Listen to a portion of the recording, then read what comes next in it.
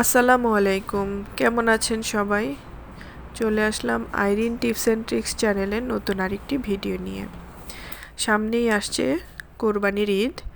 তো অনেকের বাসায় ব্লেন্ডার থাকে না, এমনকি যাদের নতুন সংসার পাটাপোতাও থাকে না, তাদের জন্য আমি একটা ছোট্ট একটা সলিউশন নিয়ে এসেছি।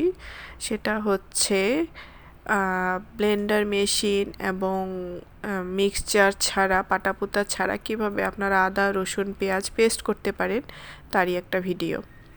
তো আমি প্রথমে রসুনগুলোকে কুচি করে কেটে নিচ্ছি, তাহলে আমার পেস্ট করতে সুবিধা হবে। আদার সাইজগুলো এই টাইপের হবে এবং পেঁয়াজটাকেও আমি কুচি কুচি করে কেটে নিব।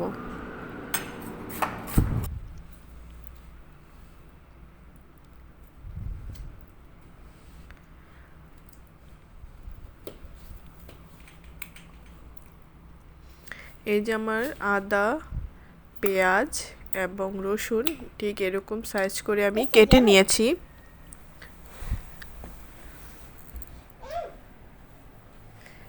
এবার আমি সবার বাসাতেই তো রুটি বেলার এরকম একটা বেলুন থাকে, সেই বেলুন দিয়ে একটা চপার অথবা আপনারা যে রুটি বানান সেটার উপরেও করতে পারেন। জাস্ট রুটি যেভাবে বানান সেরকম করে একটু বেলুনি দিয়ে প্রেস করলেই দেখবেন আদাগুলো পেস্ট হয়ে যাবে। আমি এভাবে করেই সবগুলো আদাই পেস্ট করে আমি আপনাদেরকে দেখাচ্ছি।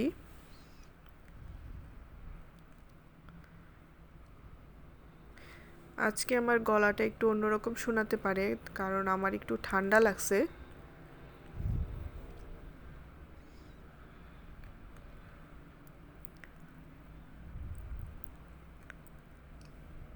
দেখেন একদম পেস্টগুলো কত সুন্দর, একদম পেস্ট হয়ে গেছে।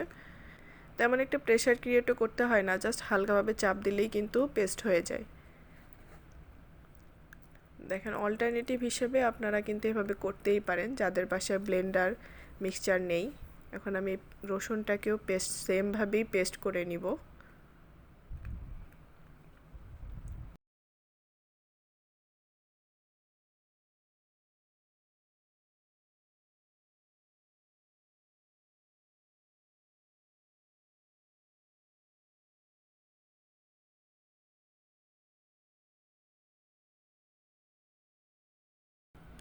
দেখুন আমার রসুনগুলো কিন্তু একদম পেস্ট হয়ে গিয়েছে।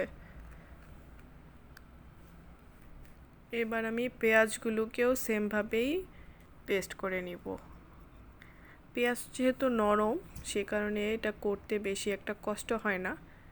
জাস্ট প্রেস করলেই দেখবেন যে এগুলা পেস্ট হয়ে যাচ্ছে।